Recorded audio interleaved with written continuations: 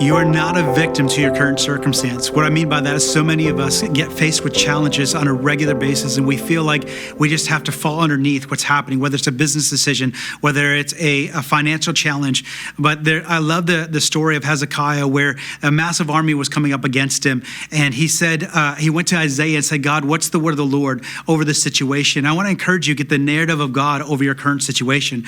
And as you get the narrative of God, if you hear what God's saying over the situation, you're going to remind of who he is and who you are, so you can walk in the authority and not become victim to the circumstances, because God's anointed you for the season. He's anointed you to be able to have the word of the Lord. And as Hezekiah obeyed what God said, God stepped in and sovereignly stepped into the situation and changed everything.